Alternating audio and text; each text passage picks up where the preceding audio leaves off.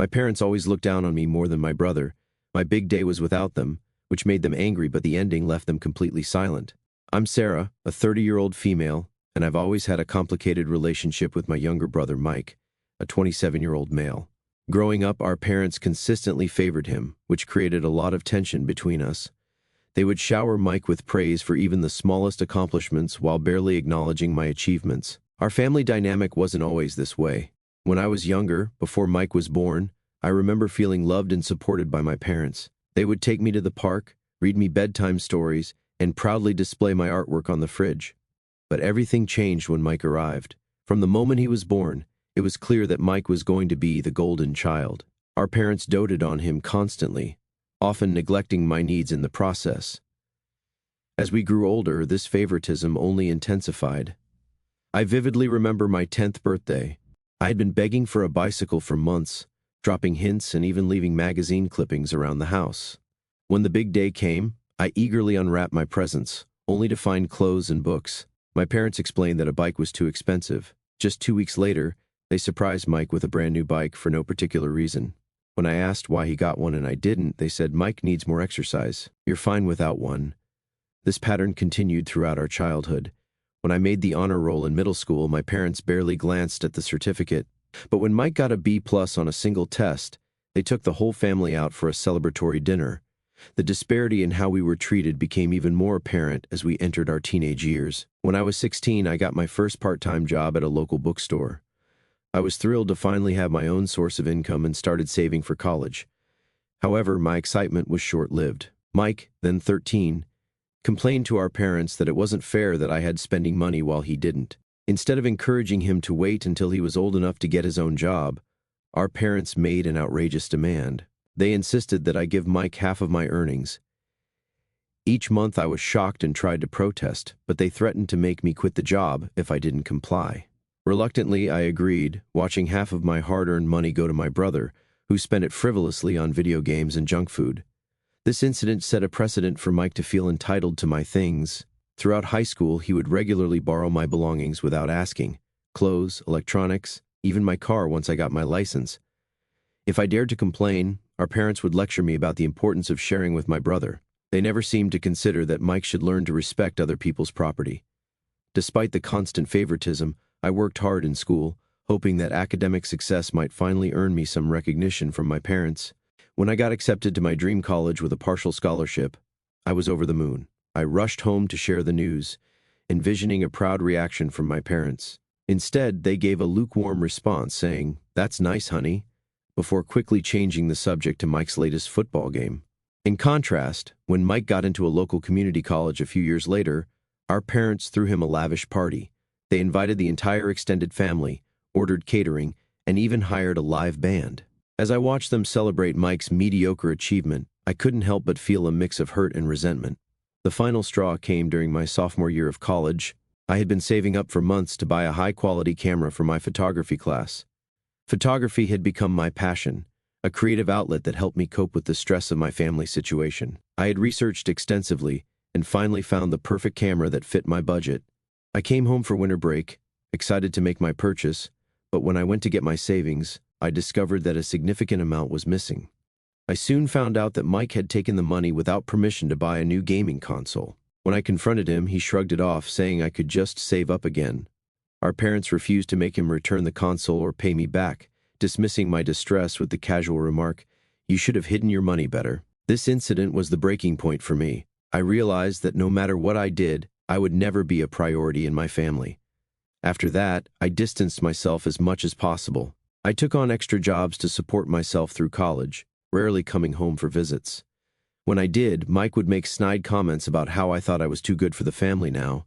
Our parents never corrected his behavior, often joining in with comments about how I had changed and become cold toward them. Despite the emotional toll, I managed to graduate with honors and secure a good job in marketing.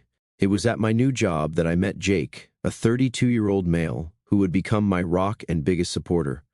We've been together for 5 years now, and he's been incredibly understanding about my family situation. Jake's own family is warm and welcoming, showing me what healthy family relationships should look like. 6 months ago, Jake proposed during a surprise weekend getaway. It was a magical moment, and I was thrilled to start planning our future together.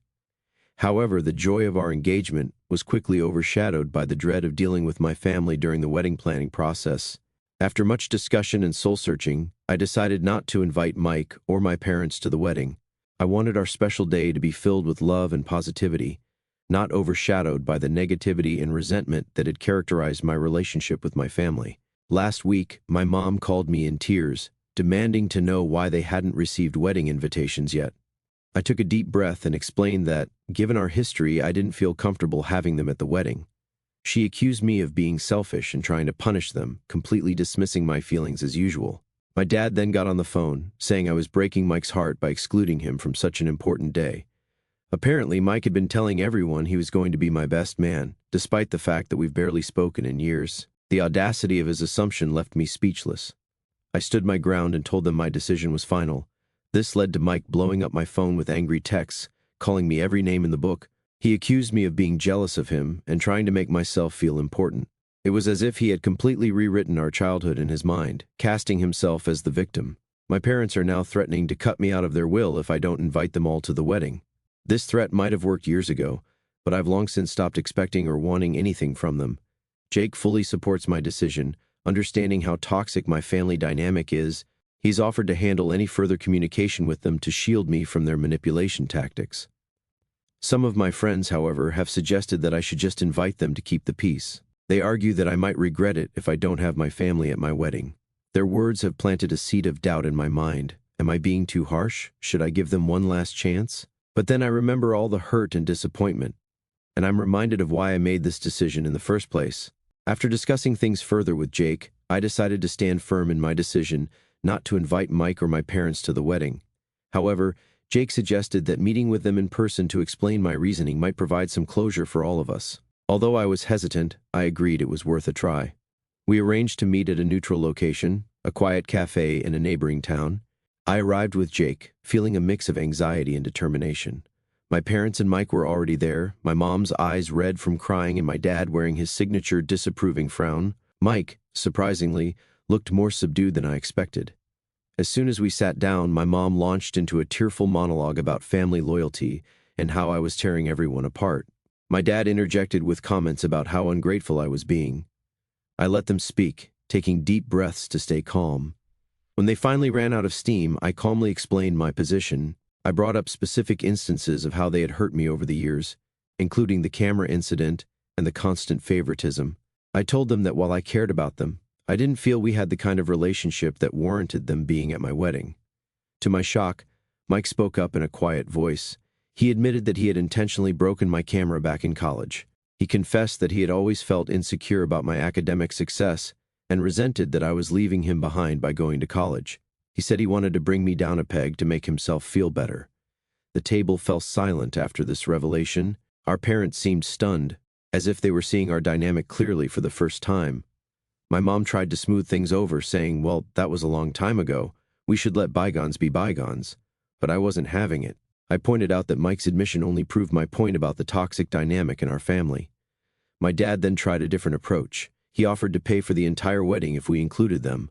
I was taken aback by this attempt at financial manipulation. I declined, explaining that it wasn't about money but about surrounding ourselves with people who genuinely support us. This seemed to really upset Mike. He started ranting about how I've always thought I was better than the family, and that I was going to regret pushing them away. It was as if all his earlier remorse had evaporated, replaced by the familiar anger and resentment. At that point, Jake, who had been quietly supportive throughout the conversation, suggested it was time for us to leave. As we were getting up, my mom grabbed my arm, tearfully asking if this meant I was cutting them out of my life forever. I told her honestly that I didn't know, but that I needed space to heal and figure things out. In the days following this meeting, my phone has been constantly buzzing with messages from extended family members. It seems that Mike and my parents have been spinning their own version of events, telling everyone that I'm having a mental breakdown and trying to destroy the family. My aunt even called, suggesting I postpone the wedding until I come to my senses. The constant barrage of messages and calls has been emotionally draining. I found myself second-guessing my decision at times, wondering if I'm overreacting.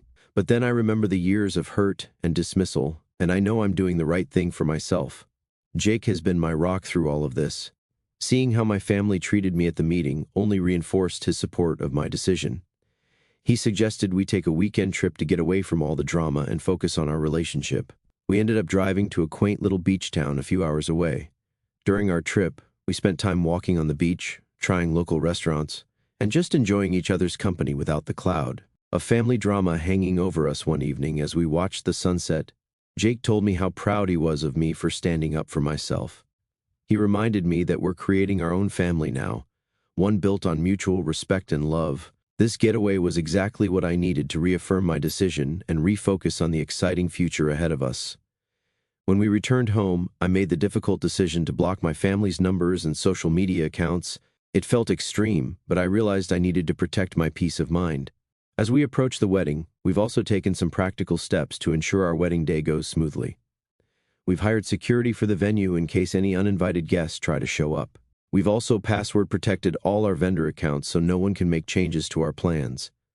It's sad that we have to take these precautions, but I want to be prepared for anything. As the wedding draws closer, I'm trying to focus on the positive aspects, marrying the love of my life, surrounded by friends who have become family. Yes, there's still a lingering sadness about the situation with my biological family, but I'm learning to accept that I can't change them or force them to treat me with respect. All I can do is move forward and create the life and family I deserve. The good news, Jake and I have finalized most of the details for our wedding, and we're both getting excited. We've decided to have a smaller celebration than initially planned, with just our closest friends and Jake's family in attendance. It feels much more intimate and meaningful this way. We've chosen a beautiful garden venue for the ceremony and reception. The florist has designed stunning arrangements featuring my favorite flowers, and we've planned a menu that reflects both of our tastes. Jake and I have been practicing our first dance, which has led to a lot of laughter and stepped on toes, but it's been a fun way to de-stress from all the family drama. Now for the not-so-good news. Despite my clear wishes, my family has continued to try to insert themselves into our wedding plans. Last week, my mom showed up unannounced at my workplace. I was in a meeting when my colleague came to get me, saying there was a distraught woman in the lobby insisting on seeing me. When I got to the lobby, I found my mom in tears, causing a scene. She was crying and begging me to reconsider, saying she had already bought a dress for the wedding and couldn't bear the thought of not seeing her baby girl walk down the aisle. She had brought photo albums of my childhood, as if seeing pictures of happier times would change my mind. I was mortified and angry that she would ambush me at work like that. I firmly told her to leave, and that if she pulled a stunt like that again, I would have to involve security. She left in tears, and I spent the rest of the day feeling anxious and distracted. My boss was understanding, but I couldn't shake the feeling of embarrassment. A few days after this incident, I received a lengthy email from Mike. Unlike his previous angry messages, this one seemed more reflective. He wrote about how he had been doing a lot of thinking since our meeting at the cafe. He acknowledged that he had been a terrible brother growing up and said he wanted to make amends. Mike went into detail about how he had always felt overshadowed by my achievements and had lashed out because of his own insecurities. He even offered to pay for the camera he broke all those years ago, saying he had looked up the model and found its current value. While part of me appreciated the gesture and the apparent self-reflection, I couldn't help but feel it was too little, too late. Years of hurt and resentment don't disappear with one email, no matter how well-intentioned, I replied, thanking him for the apology but reiterating that I needed space and that my decision about the wedding was final.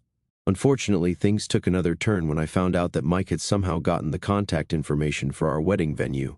The venue coordinator called me, sounding confused.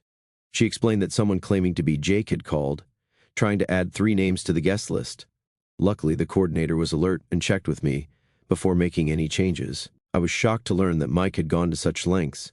It felt like a huge violation of my boundaries and made me question whether his apologetic email had been sincere or just another manipulation tactic. This incident left me feeling even more certain that I had made the right decision in not inviting them. Jake was furious when I told him about Mike's attempted deception. He suggested we look into a restraining order, concerned that my family might try to crash the wedding. We're considering our options, but I'm hesitant to escalate things legally if we don't have to. The idea of taking legal action against my own family, no matter how justified, feels like a huge step. On a more positive note, Jake's family has been incredibly supportive throughout all of this. His parents invited me over for dinner last weekend, and his mom pulled me aside for a heart-to-heart. She told me that she considered me a daughter already, and that she was proud of me for standing up for myself. It was touching to feel so accepted and valued by them, especially in contrast to my own family's behavior. As the wedding gets closer, I'm trying to focus on the positive and not let my family's actions overshadow this special time. Jake and I have started premarital counseling, which has been really helpful in processing everything that's happened and strengthening our communication. We've been discussing our hopes for the future and how we want our relationship to be different from what I experienced growing up. We've also decided to do something different for our bachelor and bachelorette celebrations. Instead of big parties, we've booked a private cooking class for us and our wedding party. It feels good to create new traditions that are meaningful to us, rather than following expectations set by others. I'm still struggling with feelings of guilt and sadness at times. There are moments when I catch myself daydreaming about a reconciliation, imagining my dad walking me down the aisle or sharing a dance with my mom at the reception. But then I remind myself of the reality of our relationship and why I made this decision in the first place. Despite the ongoing drama, I'm feeling more confident in my choices. The support from Jake, his family, and our friends has been invaluable. It's shown me what genuine love and support look like, reinforcing that I'm making the right decision for my future. As we enter the final weeks before the wedding, I'm trying to stay focused on the joy of marrying Jake and starting our life together. We've planned a small honeymoon getaway to a nearby beach resort, which I'm really looking forward to. It'll be nice to have some quiet time together after all the stress and excitement of the wedding. Thank you all for your continued support and advice. It's been a challenging journey, but I'm looking forward to starting this new chapter of my life with Jake. The wedding day finally arrived, and despite all the drama leading up to it, it was absolutely perfect. Jake and I exchanged vows in a beautiful outdoor ceremony, surrounded by our closest friends and his loving family. The weather was gorgeous, the food was delicious, and the dance floor was packed all night. One of the most touching moments came during the reception when Jake's sister gave a speech. She talked about how she'd always wanted a sister and how thrilled she was to finally have one in me. It brought tears to my eyes and really drove home how fortunate I am to be joining such a warm, supportive family. As for my own family, they did try one last attempt to force their way into the wedding. About an hour before the ceremony was set to begin, my parents and Mike showed up at the venue. They were all dressed up and insisted they were there to support me despite not being invited. I was getting my hair done when one of my bridesmaids came in, looking flustered. She quietly informed me that my family was outside arguing with the security team. For a moment, I felt a mix of anger and sadness wash over me, but then I looked at myself in the mirror in my wedding dress, and I knew I couldn't let them ruin this day. Thankfully, the security team we hired handled the situation swiftly and professionally. They escorted my family off the property without causing a scene or disrupting the preparations. I'm so glad we took the precaution of hiring security, as it allowed me to relax and enjoy my day without worrying about potential drama. The ceremony itself was beautiful. Walking down the aisle toward Jake, seeing his face light up as he saw me, I knew without a doubt that I had made the right decision. We wrote our own vows, and there wasn't a dry eye in the house when we finished. Jake's parents were beaming with pride, and I felt more loved and supported than I ever had before. The reception was a joyous celebration. We danced, laughed, and made memories that will last a lifetime. Jake surprised me with a song he had written for me, performing it with his college band. It was a moment of pure happiness that I'll cherish forever. In the weeks since the wedding, I've received a few messages from extended family members who attended. Most have been supportive, saying they understood my decision after seeing how happy I was on my wedding day. A few expressed disappointment that my immediate family wasn't there, but respected that it was my choice to make. Mike sent another email, this time apologizing for trying to crash the wedding. He said seeing the security team turn them away made him realize how serious I was about maintaining boundaries. He mentioned he's starting therapy to work on his issues, which I hope is true for his sake. As for my parents, I haven't heard from them directly since the failed wedding crash attempt. My aunt told me they're heartbroken but trying to respect my wishes for space. Part of me feels guilty, but a larger part feels relieved to have this chapter closed. Jake and I are leaving for our honeymoon tomorrow, 2 weeks in Greece that we've been looking forward to for months. We're both excited to relax, explore, and start our married life together, without any family drama hanging over our heads. Looking back on this whole experience, I'm proud of myself for standing firm in my decisions despite the pressure and guilt trips. It wasn't easy, but I know I did what was best for my mental health and my relationship with Jake.